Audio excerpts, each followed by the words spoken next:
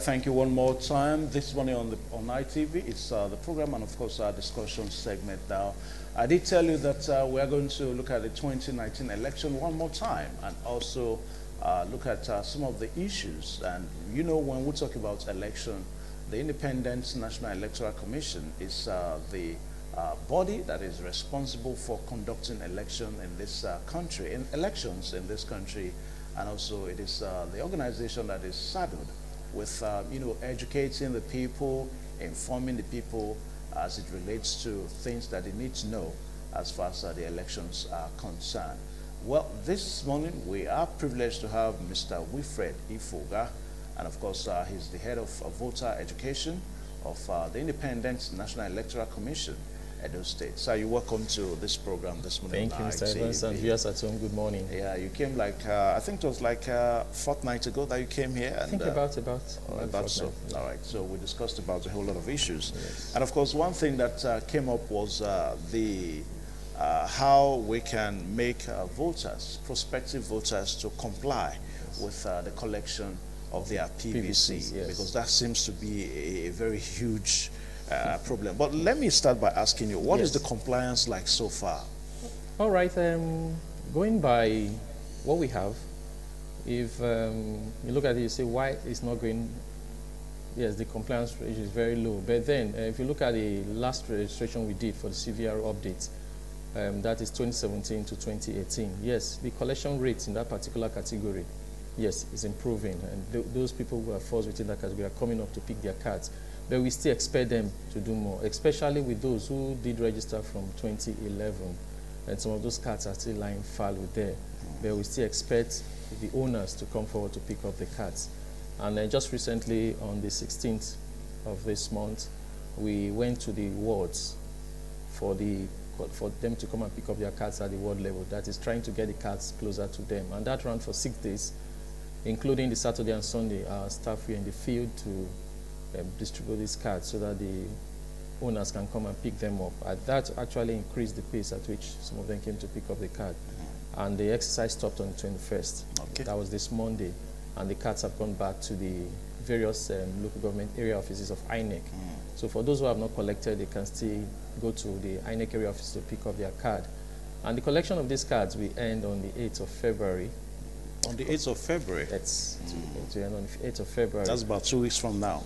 So to speak. So because that will now give us enough time for us to prepare for the elections proper, because we're already by then we'll already be in the red zone of our preparation. Okay. Now, as it stands now, between now and on the 16th of February, where we're going to be having the presidential election, it's like about 3 weeks, about 21. Okay, let's say 23 days and 23 hours. 23 days, 23 hours. Okay. Yes. Now, I stumbled upon a recent publication that it seems that INEC is under pressure. You know, for this 2019 election. So I want to possibly ask, what do you think can be putting INEC under pressure now? Is it because of the time, that the time is so close, or the fact that INEC probably is, you know, just remembering that, oh, we've not done this, we've not done that. So what do you think is putting INEC under pressure? Well, and normally when it's getting close to the elections like this, there's bound to be pressures. So you agree that INEC is, so what I'm saying, when I mean pressure? Pressures, for example, now, I work in the commission, I've been in the field, and I'm now at the headquarters for voter education and enlightenment. Yes, pressures, for example, now, one, for the voters themselves to really know what to do on election day. No, the kind of ballot paper we are having now is different from what they are used to before now. There's a different method of folding the ballot paper so as not to make it void. So are you getting it? And so a lot of voter enlightenment campaign have been going on. Like now, for example, in the last few weeks, we had an engagement with traditional rulers in the state. It happened all over the federation. Edo State wasn't excluded. We also had our own. We also had an engagement with the religious leaders in Edo State, where we made them know about our activities, how we started, where we are, and what we hope to do, and to ensure that the electoral process is successful. So outside that too, capacity building has been going on. So even as I speak, we just a few days, I think about a week or 2 weeks ago, it was in our portal for recruitment of adult personnel, which cuts across outside the serving corpers, who are definitely the presiding officers.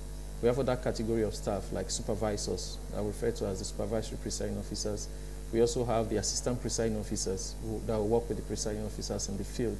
So the recruitment process for those interested individuals, but it's not that open. For the assistant presiding officers, the corpers who are unable to be the presiding officers can also come in as the assistant presiding officers. Then also from federal universities and the polytechnic, the federal institutions, we also drew our bulk of assistant presiding officers from them, the students, and you must not be your first year or your final year at the middle, exactly. Then also S-corpers, which must not exceed 2015. Okay. Yes. Then also federal staff. 2015 years of... No, as in the years of age. Or no, when I mean 2015. The last time you served. When you passed, yeah, exactly. Okay, when you passed out from service. It should not exceed 2015. Okay, it means that for someone like me now... No. Outright, you're out. All right. Now, you know, recently the Academic Staff Union of Nigerian Universities had to... you know, come out to say that for their members that are going to be part of this election, it has to be on their volition, that is free will. Now, is that not going to pose a problem, a challenge to Inec? Well, I don't see that as a challenge. I don't. Remember, our chairman is a nurse member, he's a professor.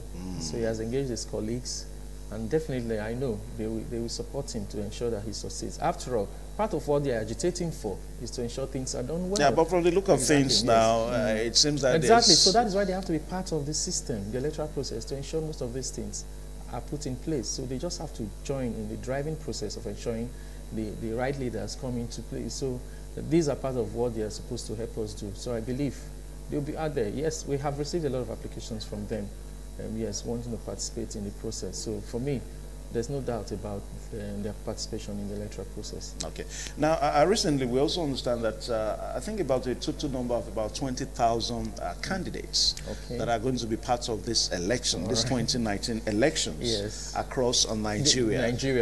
It goes into various positions, presidential election, the senatorial election, the Federal House of Representatives, the governorship election for some states, and of course, I think it ends there now. Yes, you know, I think for the presidential election, we have 73 candidates. Okay, so far. 73. Across? Not so far, 73 across the parties. Okay. We have 91 registered parties. So now, the question I'm asking, is this not a challenge itself to INEC? Okay, I mean, because it seems that's the highest number of candidates participating in just one election in the history of Nigeria. Well, the challenge is with the voter, what's it called now, the ballot sheet I'm looking at. Not for INEC per se now, but so that we'll not have more cases of void votes, especially with voters that might not really understand what to do, so that that sheet will not be, you know, voided by them not really understanding what to do. So right now... but I expect that you would have probably brought... maybe a specimen of the ballot paper, no, because in subsequent we're talking about 91 political parties. In subsequent programming, I'll come with the ballot sheet so that people will see what we are doing with it. So right now... Or what they will be doing with it.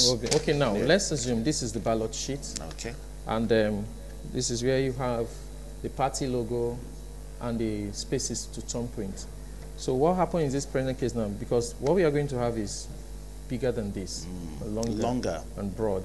Fine. So what happens is that maybe on this particular column, you have a party, the logo, and the space for thumbprinting.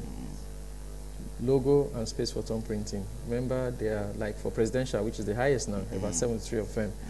So what happens is that immediately person thumbprints on the party space he or provided. She wishes to vote for, Unlike before, where you have to fold vertically, straight down like this.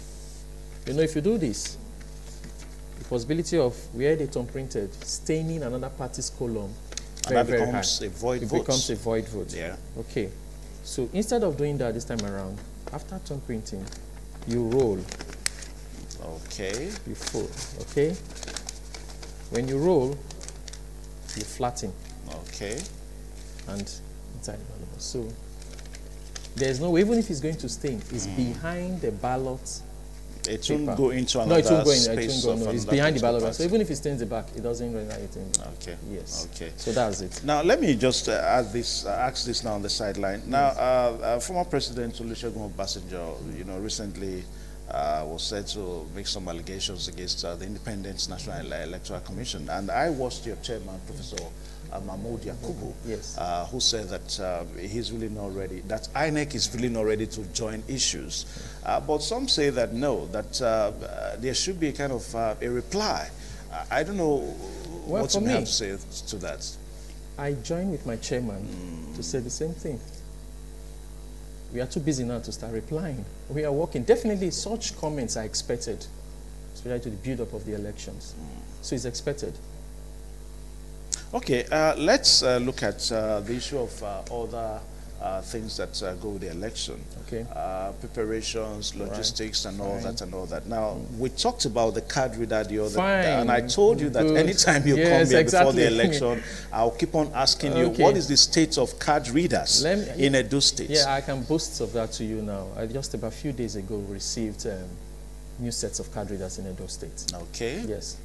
New sets. The updated ones? Updated ones. If you say the latest version of card readers, we have them in Edo State. And of course, they have all the information imputed into them. We have them, we have them. Okay, so we're not going to have case of card readers failing. Then that brings me to another issue there now.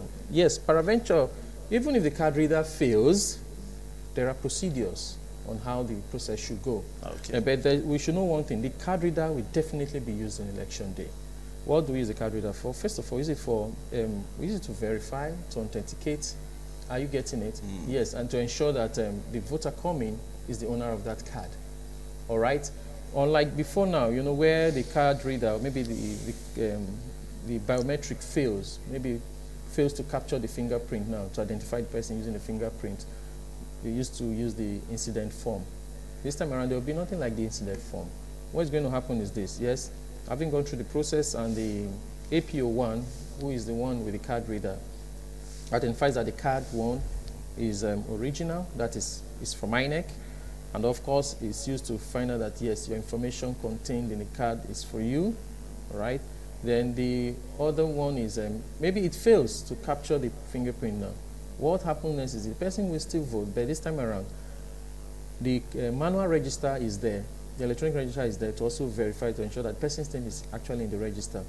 So the person, there's a column that will be provided in another, how will I put it now, redesigned register, where there's a column where the person will now thumbprint, and also the phone number will also be written there as well. So that is it, yes. Okay. So the actions or inactions of other agencies is also important as far as this election is concerned. The security agency, the National Orientation Agency, who is a sister organization with Inec, and of course some other agencies. So what do you think can be the best support that they can give to Inec, even the electorate themselves, in order for us to have a free and fair, credible election? Yes, for NOAA, sister organization, National Orientation Agency, they are doing a lot. I think just recently they invited the commission to give a talk on voided votes and its implication in the general elections. And they've already started. As it was being done at the state level there, it's being carried out also in all the 18 local government areas we have in Edo State. Also for INEC, we have in the 18 local governments, we have our voter education desk officers, and they are going around.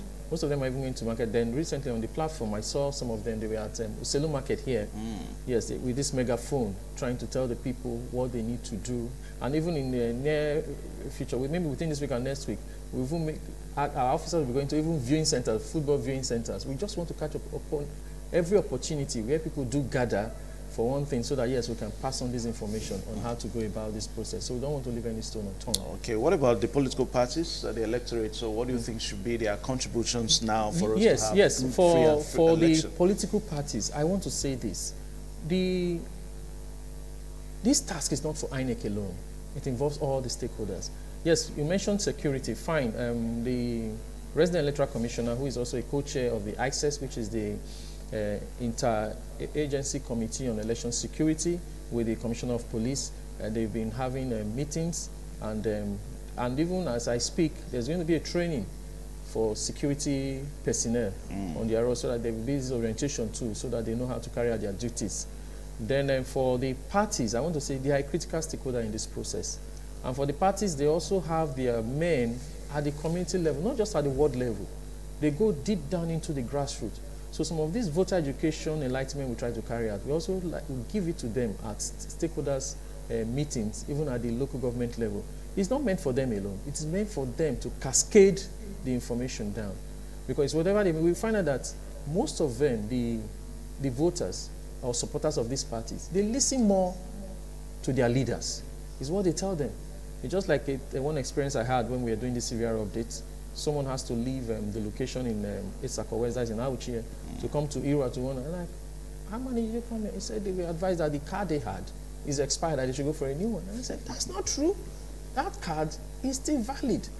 Who told you? He said, one of their party. I said, no.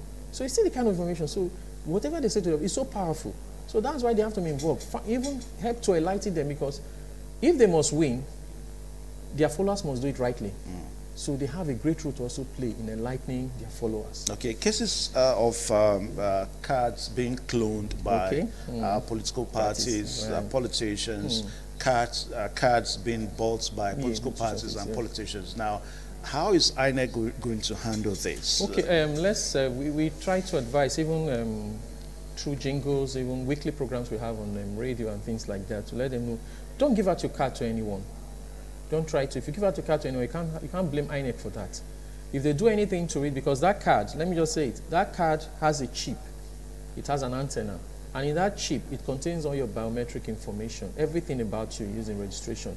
So that's why we advise them to keep it properly. Even for men and who do put their cards in wallets and they put it in their back pocket and they sit on it, we don't advise to do that. Try to keep it safe, because anything that goes wrong with it, we render it invalid, and you can't use it on election day. Yes, for cards that are cloned, yes, they might take it and clone your card and give you the fake one, and they keep the original. Then when you bring that one on election day, they pass it through the machine. Do not read it, because there's nothing in there. So that's why I advise, don't give your card to anybody. Okay, because if your card cannot be read by the card reader, you can't vote. So you have to be very careful, and don't place your card where heat can easily reach it, like people placing their cards on the dashboard in the car. We advise, don't do that. Keep it somewhere cool, because that can easily, the heat can damage the inbuilt chip. Okay, just before I let you go, there's also this allegation that Inec is supporting the APC. Are you laughing? I have to laugh, because it's funny. Are you getting it? And so the thing is, we always... Or that there are plans that you guys have put together to support the APC.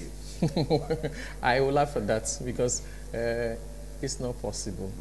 Why should we support anyone? We are meant to be at the middle, and that is what we are doing. So in every of our engagement, we invite all groups involved, not just one. We send invitations to all of them. And it is surprising to know that even IPAC, which is an umbrella body for all parties, at times they come for meeting. At times they even accuse the bigger party of not joining them in whatever they are doing. So you cannot also blame INEC for that. Are you getting it? So the thing is that we expect all this as election builds up. So whatever it is, they say, but we'll let them know we are open enough. We'll let them know what we are doing.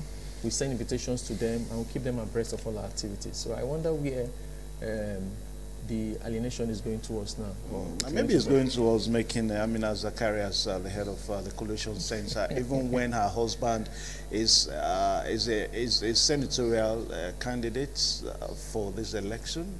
Well, so when people make such allegations, don't you think, or when people express such concern? I think what I would like people to say or see is, I think what INEC has put in place, we have a mission in INEC. Okay, and our mission is to be an independent body that will conduct elections. Are you getting it? And it will be free, fair, and credible for sustainable democracy in Nigeria.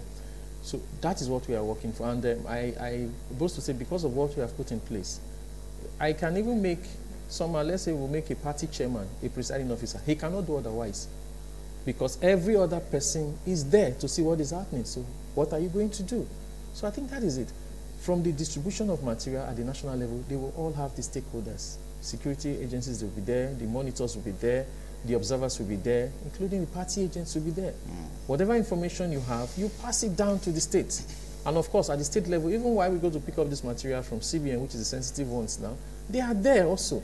As it gets to the distributor points, they are there. At the local government level, they are there, and they are taking their information. I would say thank God for, what is it called now, sophisticated devices now, that you can capture most of these moments and take your records. Apart from the polling booth itself, the cubicle, where we'll have partial ban on photographic, because you know why we're doing that now, because of the vote buying thing. Are you getting it? So there's a partial ban. One is not expected to go there with the... Beyond that. Exactly. Yeah. So then when you come out, you can carry your phone and you go. Are you getting it? So even at the rack center, we have what we call the rack arrangement, where all personnel working on election day will come. This is to reduce the time spent so that there will not be this time lag between them leaving where they are to the polling unit. Okay, they'll be there to see things done. And so from this arrangement, I don't think there'll be any need for one to be scared. So that's just it. But the thing is that Inec cannot do it alone. So we expect all stakeholders to play their role. Okay, that's a beautiful one now coming in from Mr. Wilfred Ifoga, who is head of voter education of the Independent National Electoral Commission here in Edo State. And you've heard it, he has told you that all of us will have a role to play, the electorates, the politicians, the political parties, and of course other sister agencies and the security and all that and all that. We're going to be, we'll bring you like 1 or 2 more times before the election so that you can tell us more as far as the election is concerned. Well, everybody, thank you for finding time to join us.